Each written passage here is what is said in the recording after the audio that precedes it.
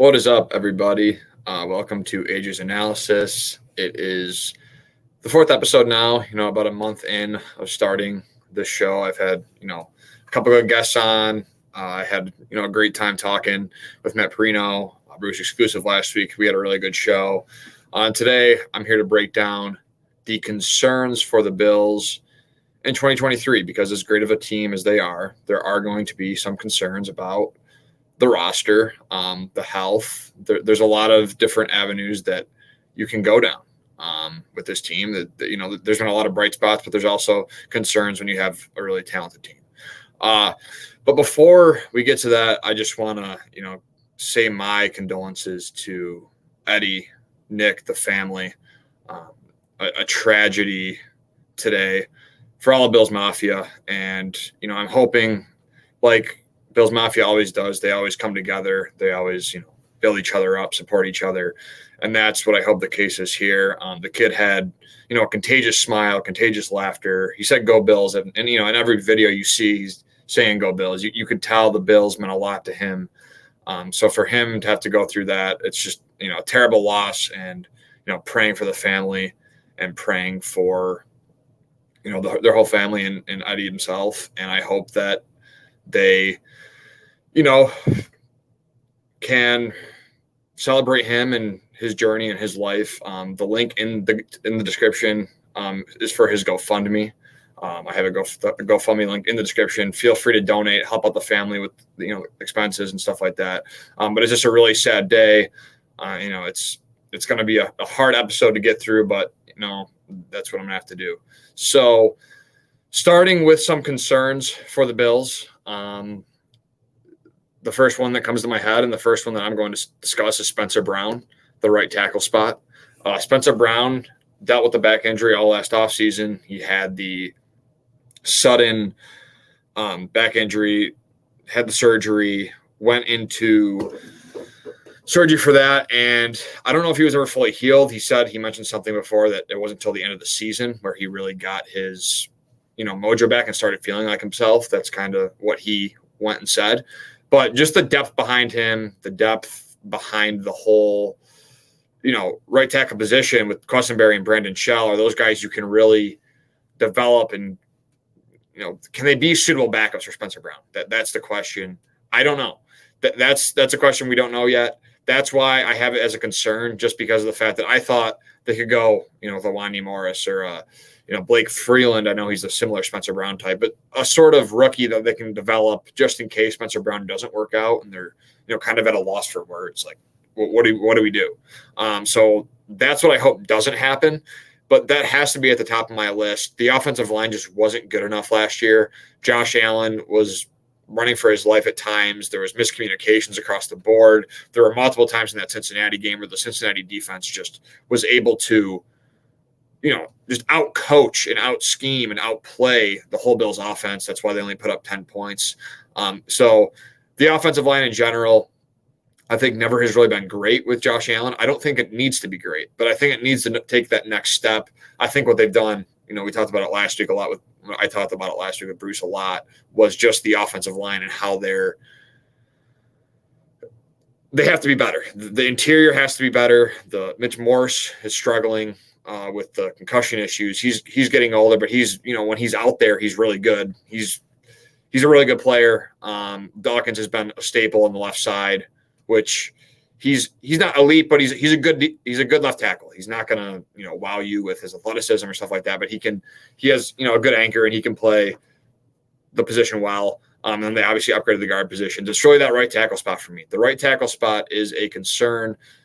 What happens with Spencer Brown? Can he stay healthy? That's another question mark. I know it's like, well, he was injured last year, but yeah, is he able to stay healthy? Is he able to get past it? That's one of my concerns. Moving on to the next concern, and one that hasn't really gone away, is the overall coaching in the playoffs. And I'm going to start with the defensive side of the ball. I think the defensive side of the ball has a little more room for, some criticism, just because of the fact you have a defensive-minded coach. You're relying on that defense to play, you're playing Joe Burrow and Patrick Mahomes every year. You're playing good quarterbacks. Lamar Jackson's now here. Aaron Rodgers is in the division. If Tua's healthy, he can play ball. There's a lot of talent. Justin Herbert. There's just a lot of talent in the AFC, and the Bills have to play. In the playoffs, good defense, and there have been moments the past few years that has not happened. You look at last year against the Bengals. They allowed 412 total yards, 30 first downs. Absolutely dominated in that game and forced 0 turnovers. It's hard to win a game when you're allowing over 400 yards. You're allowing 30 first downs in a game. It's just baffling. I know the Bengals are a really good team, but when you're a top offense year in, year out, regular season statistically, they're one of the best in the league every single year with McDermott. That's not my concern with the coaching staff in this regime. It's not what happens between September and January. They've proven they're capable of winning 10, 11, 12, 13 games year in, year out. And they have a lot of talent, so they should be. But the cause for concern is not the regular season for me. It is the playoffs. You look back at 2021 against the Chiefs in the 13 seconds game. They allowed 552 yards and 30 first downs again. If your defense gets one stop in that game, you're moving on to the AFC Championship at home against the Bengals. And instead you can't figure out how to stop. They're a great offense, but you have to stop them with 13 seconds left. And then you go back to 2020 against the Colts at home. They won that game 27-24, but the Colts offense led by Phillip Rivers still allowed 472 yards of offense, which is way above the Bills' average is what they do in the regular season. And then they turned around, had a really good performance against Baltimore, shut them to 3 points. Lamar was, all over the place. He's really struggled that game. And then they played the Chiefs again. They were just outmatched. They weren't ready for that level yet. I think they were still a year away. Got blown out by 14 points, allowed 439 yards and 29 first downs. So they allowed 29 first downs against Kansas City in 2020, 30 first downs against Cincy last year, 30 first downs against Kansas City in 2021. So there's yet to be, a regular or a playoff kind of season run for the Bills where they have not given up more than 29 first downs in a playoff in the last 3 years, which just needs to change. It's not acceptable when you're a defensive-minded coach and you're doing, that's what you're here for. And that needs to change. That's one of my concerns. Offensively, last year, it was just kind of a dud performance. I really do think it was a lot of burnout from the season. I think it was hard for just the whole team to go through what they went through. I think the offense was lost. I think Diggs was frustrated at that point. Clearly, I think that was something that stemmed from Week 9. I don't think that was getting resolved. I think the play of the offense wasn't helping that. They were squeaking by with wins. You look back at the second half of that Green Bay game, and that's where I believe everything really changed. I was at that game. I could tell something was off in the second half. It just wasn't the same offense. And ever since that game, and then the Jets game the next week, you have Allen going down with the elbow injury. People blame the elbow injury, but before that even happened, Allen was not playing that well. He threw an interception against intended to Knox in the red zone, which got picked off, and he didn't see the defender, and that was a potential first drive, first touchdown kind of situation that the Bills failed to capitalize on. And then later in the game, Sauce Gardner just sat in his zone. Allen totally unaware of where the player was, threw the ball right to him, and they ended up with points out of it. So the offense just wasn't, it was good. They were second in DVOA, which is it's really good. They're elite. They got hot, early in the year, and then it kind of tapered off as the year went on. I think they've struggled with poor running back play. I think the use of 12 personnel will be used more this year with Dalton Kincaid and Dawson Knox. That combo could be, that's something that can help Ken Dorsey utilize what he does best. The running backs, James Cook, you have a solid running back room. Your offensive line's upgraded. So I'm not as concerned offensively. I think Dorsey needs to be more creative. He needs to, develop a shorter kind of passing style into the offense where guys can get yards after the catch, and you can utilize your playmakers and your gadget guys, and you can use guys like Deontay Hardy and get creative with him. There's a lot you can do with a multitude of players, and that's the big thing for me. And the last thing I'll make on this whole, coaching kind of thing that's going on here when it comes past January and why it is concerning, but why I think it's fixable. I think the Bills just need to, make things simpler. I think what happens is, well, now we're going against the Bengals and the Chiefs, the two, they're the top dogs. They made it to the AFC Championship 2 years ago, and we got to play these guys. The Bengals made an appearance in the Super Bowl. The Chiefs have won 2 already. I think the coaching staff and maybe some of the players overthink it too much. I think it needs to be a simplified thing. When you go into games like that, you don't want to be overanalyzing things. You just do what you do best. Stick to what you've been doing. And I think it just got to the point where I think there was a lot of tension. There was a lot of overthinking in terms of what are you going to do? What are we going to do this week? What's the game plan? The teams they won against, you could tell that the Bengals believed in what they were doing. The Bengals defensive coordinator, who's slipping my mind right now, he knew what he was doing. He had a plan. The players believed in that plan, and it worked. They held the Bills to 10 points, a team that averaged 28 points a game, second in the league. So that's just what I feel in terms of the whole coaching thing debacle. It's still going on. There's still the whole Diggs thing and how the coach handled it. I'm really just over it at this point. I'm not discussing it anymore. I think yes, I see both sides. Diggs should have said something or made something or made a statement. Yeah, sure, he could have, he should have, whatever you want to think. But I also think the Bills handle things a certain way, and they handle things in house. But when you handle things in house and you don't speak to the public about it, the media about it, there's going to be a lot of rumors and circulation, and the story's going to elongate. That's also true too. If you don't say what's going on and your star receiver isn't showing up to minicamp, and there's been cryptic things, which I know that's who he is, but and he has the history of doing it with Minnesota. It causes a concern. And when you keep it in house, which I think the Bills should do, I think that's the right thing to do. I don't think anyone deserves to know really about the situation. It's private. But when you do that, there is a consequence or something that comes from that. And that is people talking about it, people trying to collude on what's going on, what's happening inside One Bills Drive. That's when you get the national media guys talking about it. This is what I think. Robert RG3, there's a lot of Mike Girardi. There's a lot of people in the national media talking about it. So it's just a whole mess, and just move on. The coaching is not as bad as you think. It's just they got to figure out when it comes to January, and that's truly how I feel, and that's what I think they need to fix, and that's one of my concerns heading into this season. Moving on, obviously, the big one, health.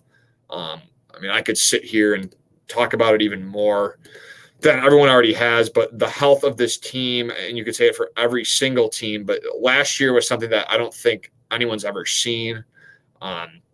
It was terrible. Benford was out in the IR for 5 weeks. Jamison Crowder, you lost in week 5 against Pittsburgh, or week 4 against Baltimore with the broken ankle. He's on IR. Gabe Davis has a good week 1, then sits out against Tennessee. And then he comes back against Miami, but he still, was hobbled all year by that. Deion Dawkins missed a game midseason. Tommy Doyle out on the IR. Tremaine Edmonds missed 3 games. Kyer Elam missed 2 games. AJ Epinesa missed a game. And I get it. Guys miss it here and there. But it was just something that really affected this team. You could see it down the stretch. The more and more beaten and battered they got, the product on the field just wasn't as good. It wasn't the same talent. Losing Micah Hyde for IR all year, you could tell the difference. DeMar Hamlin was, doing well as a backup. Not great, but I think he was serviceable. Losing him was tough. Dane Jackson has a scary neck incident against Tennessee. He's out for a week. Daquan Jones missing him the last week of the year against Cincy. Terrible. That's a very, very terrible thing because Daquan Jones was the best run stuffer on this team. He shed blocks. He, made 2 guys commit to him in the run game, which helped the Bills linebackers and other, guys on the edge get to the running back and get to the quarterback. Dawson Knox dealt with injuries. Jake Kumaro was on the IR starting in early December. It's just a plethora. Von Miller, the IR injury. There's a lot of injuries that happen with this team. I could go on and on. I could sit here all day and talk about each one and talk about how it affected the team. Jordan Phillips, Jordan Poyer, Ed Oliver missed a couple of games. So all in all, the Bills need to be healthier. They have been blessed the previous couple of years before last year with, you haven't really sustained that many injuries. And then last year, I think it all just hit them at once, and it was just a plethora of, everything. RJ, how you doing? Hi, everyone. Missing Daquan. Absolutely killed this against Cincy. I'm still hoping for an extension for him. Yeah, that'd be nice. I think it would free up some money, but it will be interesting to see. I would like to see Daquan Jones and an Oliver back for another year. I think that's a good 1-2 combo. I think adding Puna Ford in that room is also beneficial to Daquan Jones and at Oliver. So I agree with you, RJ, on that. But yeah, the whole dynamic of the health aspect is, you could say about every team. Like I said, they just need to get healthier. They just need to. They have to avoid. I mean, you can't really avoid injury; it just happens. But Poyer and Hyde are getting older. Von Miller's coming from an ACL. Hopefully, he can rehab. The trainers do good for the Bills. I think the players have really done when they get hurt. They make sure they're ready. They don't rush them back. They make sure they're healthy. Spencer Brown was kind of a weird instance, but I think he wanted to play, and I don't think there was anything that medically obviously held him out, so he could play and he could go every week. But the injury bug, it just can't get to him this year. It's a really huge thing. You got to have your guys that you're paying big money to be on the field. You can't control it, but it would be huge, huge, huge if they could stay relatively healthy this year. Guys are going to miss games, but you got to stay relatively healthy. All right, moving on to the next concern. This is going to be an interesting one because I almost didn't put it on the list, but I'm still going to just because of the fact that Von Miller's coming off the injury. Leonard Floyd is, plus 30, and then Greg Rousseau, yes, he is developing and he is a really good player, but it's still pressure on the quarterback for me. Last year, the Bills finished, in pressure percentage 22.2%, which is about 13th in the league. It's a good number. They're getting pressure. They're getting to the quarterback. It's just about finishing. I would like to see that pressure rate go up. I think with all the money now invested into the defensive line, you upgraded on the edge. You upgraded in the interior, in my opinion, with bringing back Jordan Phillips, who hopefully is healthy, and adding Puna Ford to a defense that already had Ed Oliver and Daquan Jones. Ed Oliver just cashed in on his big contract. And then on the outside, Leonard Floyd, Rousseau, Epinesa, Von Miller, all those guys, I think they can all contribute. My hot take, there hasn't been a Bills player to have 10-plus sacks since 2016. I think there could be 2 Bills players on this defensive line, whether it's Leonard Floyd, Rousseau, Von Miller, Rousseau, a combination of 2 guys on this defensive line that get 10 sacks. And that's kind of something I've thought about, and I think that could genuinely happen. I still am concerned about it, though, because I feel like every year the Bills do this thing where they bring in guys that I think, they can contribute and they're going to help. Quentin Jefferson, Vernon Butler, Shaq Lawson last year. There's always been guys that I feel like have been added to this room, Tim Settle, and they just don't produce. And there's not, like Leonard Floyd's coming off, like Trent Murphy, for example. Trent Murphy was a guy that people thought was going to produce, and he was coming off a lot of sacks with a PED. What's the word? The PED. Someone help me out. The PED suspension. Sorry, and he never just came into his own as a Bill. He never was able to. He was able to set the edge in the run game, but that was about it. He didn't really offer much pressure on the quarterback. So it's interesting because I think they have upgraded on the defensive line, but I also think it's still a cause for concern just because they haven't yet done it at a consistent rate enough for me to be like, okay, I'm content. Like, yes, right now on paper, I'm more content than I've ever been. Like, this team is special in the front four. They have a really good defensive line. I think if Leonard Floyd can really ball out and use the most of his snaps, there's nothing that can really stop this team if Von Miller also can come back healthy, yada, yada, yada. So, yeah, the defensive line, getting pressure, I think that's important. I think getting, sacks, finishing on your pressure is very important, and I think that's something that hopefully improves, but I'm still concerned about it. The next thing is who else is besides Diggs? Who else is going to contribute besides Stephon Diggs? That is something. Now, I'm high on Gabe Davis. I think he's a really good player. I think he's had his inconsistencies, but I want to go back and I'm going to read the stat lines. Follow along with me. At the last 7 weeks of Gabe Davis from last year. Now, we had the game against Pittsburgh where he had 171 yards and 2 touchdowns. Phenomenal game. Fouled it up with a 74-yard performance against Kansas City for another touchdown. So he got in a little groove, and then all of a sudden, after Minnesota, where he had 93 yards and a touchdown, his last 7 games, this is the yardage in them: 68, 38, 15, 31, 56, 45, 39. And then in the playoffs, he had the game against Miami where it went for 100 yards and a touchdown. And then against Cincinnati, had 34 yards on 4 targets, 2 receptions for 34 yards against Cincinnati in the playoffs. So Gabe Davis, as much as I like the guy, I think he can be a wide receiver too. I think he is a wide receiver too. I think he can be a top tier wide receiver too if he is more consistent and he can find a rhythm. There's no really excuse at this point for, well, there's no one else besides Diggs. I feel like they have confidence in Gabe Davis. You go and draft and trade up for a rookie tight end that you can get on the field at the same time as Dawson Knox and all these guys I'm mentioning and play good football and use 12 personnel. You get a Deontay Hardy who can separate and understands the game more than an Isaiah McKenzie, who the Bills let go of and lost in free agency. Trent Sherfield, who's a more polished receiver than a Jake Kumaro, who can also contribute in the run game and also excel at being that guy that can get the targets when you ask him to. He's not going to be the guy that is racking up all these receptions and the main guy, but he can do it when you ask him to. And that's what he's been. That's what he was for the Dolphins, and that's what he's going to be for the Bills. And RJ actually makes a really good point, too, going back to the defensive end conversation here.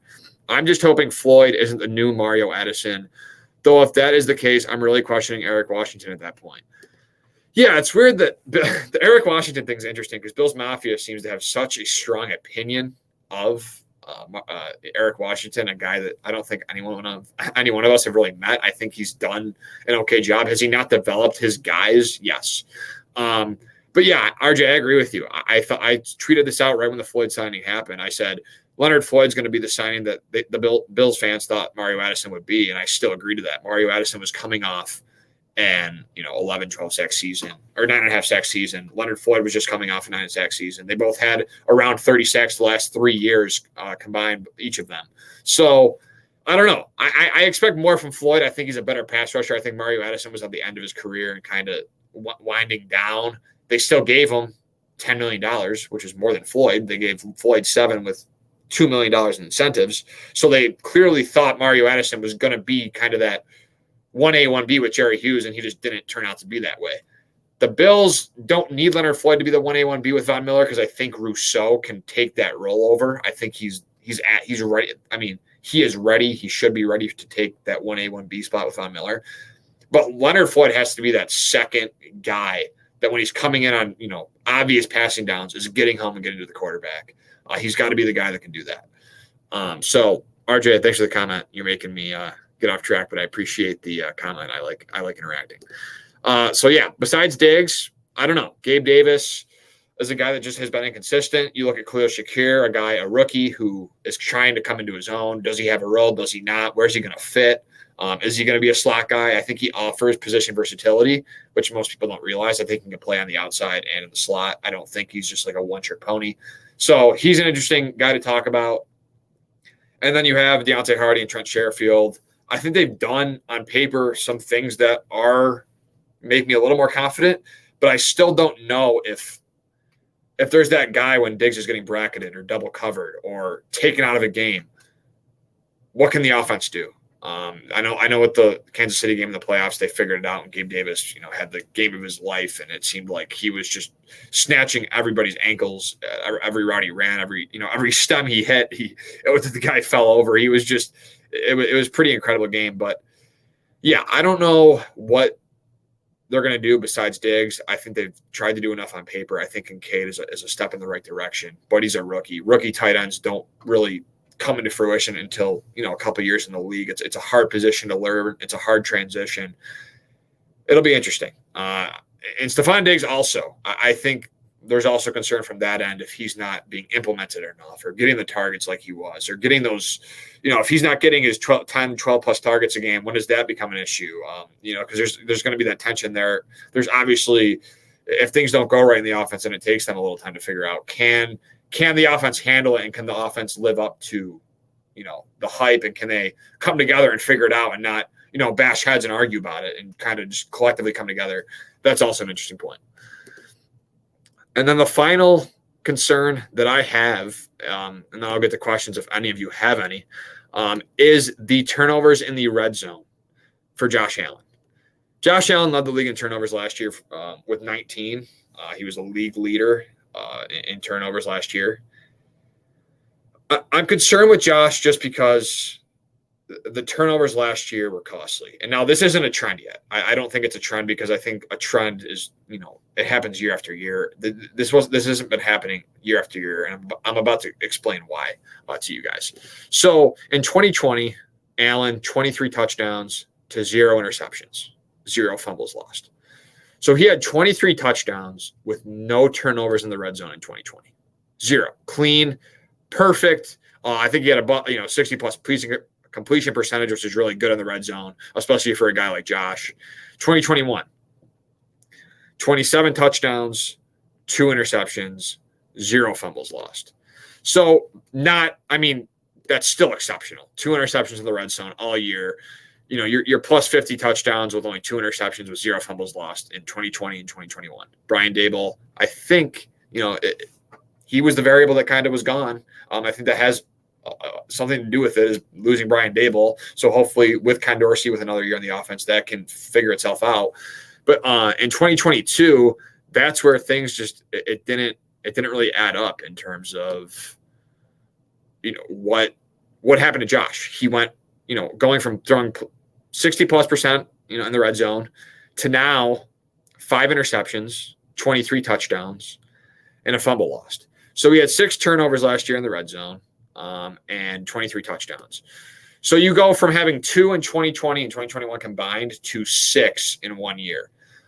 So that is a concern for me. I don't think the offense gets in the red zone so much. You have to capitalize and score touchdowns. That's what this offense does. You're not the drought era Bills now, where you're getting to the 35-yard line, the drive stalling, and you're getting your the Bills Mafia's favorite player on the team, the kicker, comes and trots out on the field and kicks a 50+ yarder, and Bills fans, oh yeah, we'll take 3. That when you're going down the field, getting in the red zone, and you're not scoring touchdowns with this offense, and you're not going to score every time. I understand that there's scenarios where that doesn't happen, but when you're giving the ball to the other team 6 times in the red zone in one season, that's going to catch up to you.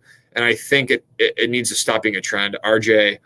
The red zone turnovers I placed mostly on Dorsey. Josh never had red zone turnovers prior to last year. RJ, it's interesting. I do blame Josh for some of the decisions he's made in the red zone last year. I don't think it's all coaching. The player with the ball is making the decision. You can blame the coach, but the coach is relaying the play to the guy, and the players have to execute the play. There were some turnovers last year, like the Minnesota game, where it was just a terrible read by Josh. You go down the whole field, you throw the pick, you end the game.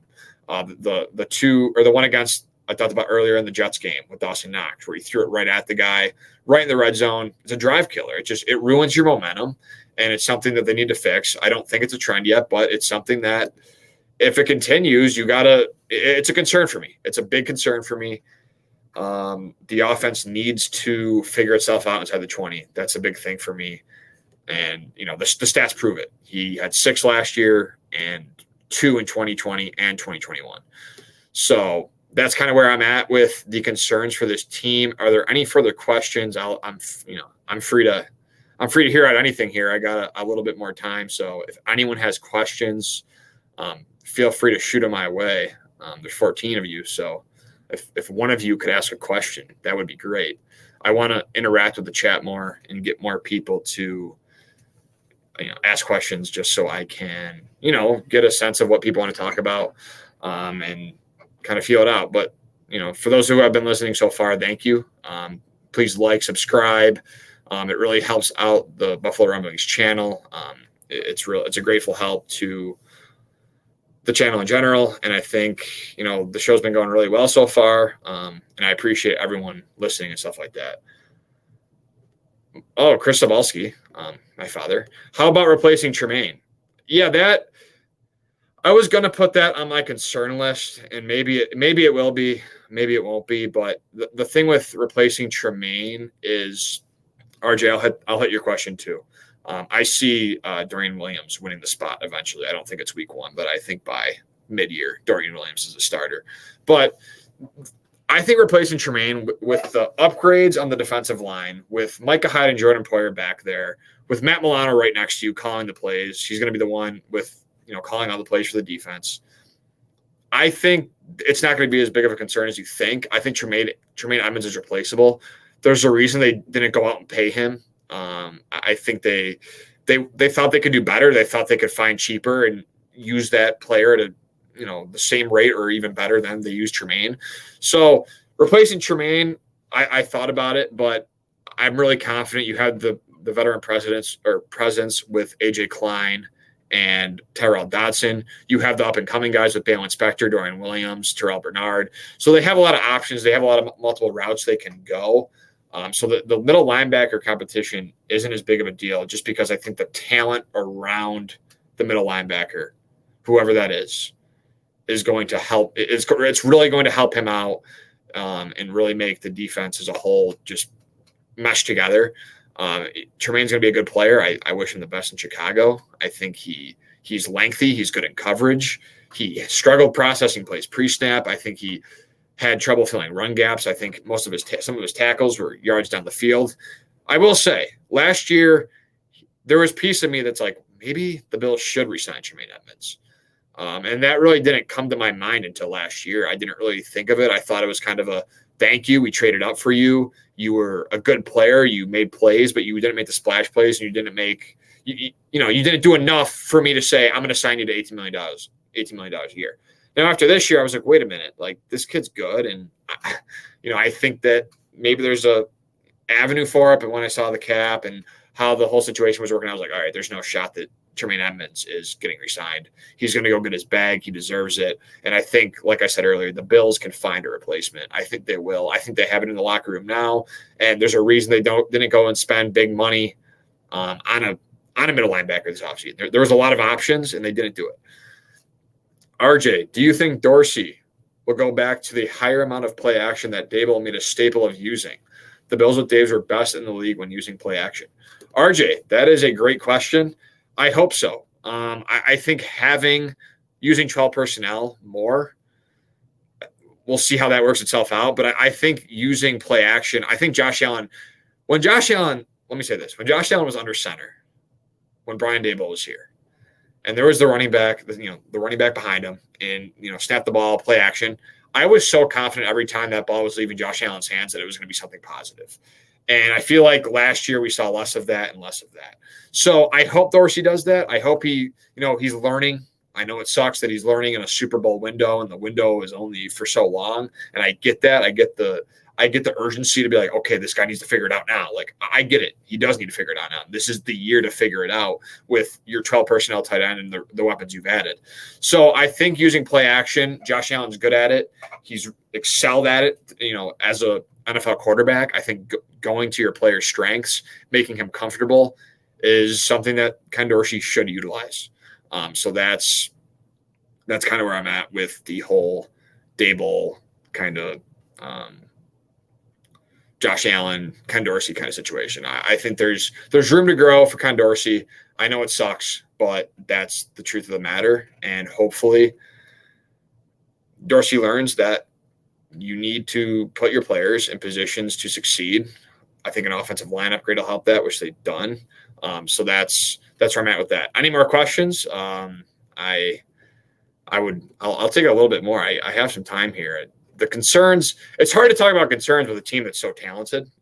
I think, and a lot of the stuff they faced last year was so out of this world, kind of, it wasn't really, it was like, oh my gosh, wow. The Bills are actually going through all this, the Von Miller stuff. So I think last year was kind of a phenomenon. I don't think it's a normal NFL year. Sean McDermott said himself that this is the most I've ever been through as a head coach. It's something that I don't think is going to repeat itself. I sure hope it does not. And I think the Bills are going to put themselves in a position to succeed this year. There's more positives about this team than concerns. I will say that. But, you got to talk about the concerns because there's always something. The grass isn't always green on the other side, and there's the good with the bad. So with that, I guess that'll be it for today. I appreciate everybody watching. And if you could please subscribe, share, donate to the GoFundMe for Eddie. It's in my description. So I appreciate all of you tuning in, watching. My dad, another question real quick. Who will emerge as the Bills' leading running back, Cook or Harris? I struggle with this too because I think Damian Harris is more of like the workhorse downhill runner that can take the majority of the carries and get downfield and get first downs and score touchdowns. But at the same time, I think Cook, in terms of scheme fit and how they're going to utilize Cook, I think Cook's just going to be on the field more. So I don't think there's any chance that Harris does emerge, especially Harris has the injury concerns. But I think if Harris gets hot and Cook is struggling or he's dropping balls, I think there's a chance where Damian Harris is implemented and he is used to kind of take the pressure off James Cook and stuff like that. So I think James Cook for now, just because he is more beneficial and, to the scheme and what Ken Dorsey wants to do. But I think Damian Harris is a downhill runner that has, in his NFL career, James Cook has only ran for, 100 attempts in his NFL career. Damian Harris ran for over 200 2 years ago, before Ramondre Stevenson kind of caught ground and took over that job and took it from Damian Harris. But I still think that says more about Ramondre Stevenson than Damian Harris. Damian Harris is still special to me. I think he's a good talent. I think Latavius Murray's another back that can, emerge as a, red zone kind of threat and, inside the 10, 5-yard line and get in the end zone. So, yeah, I'm with James Cook here, but I'm telling you, don't sleep on Damian Harris. He's a hell of a player, and I think he can really do some good things and score touchdowns and put points on the board for this team. RJ, it's odd because they were 13-3 last year, but I am more unsure about this season than the last 3 seasons. Oh, maybe that's a show topic for me next week, RJ.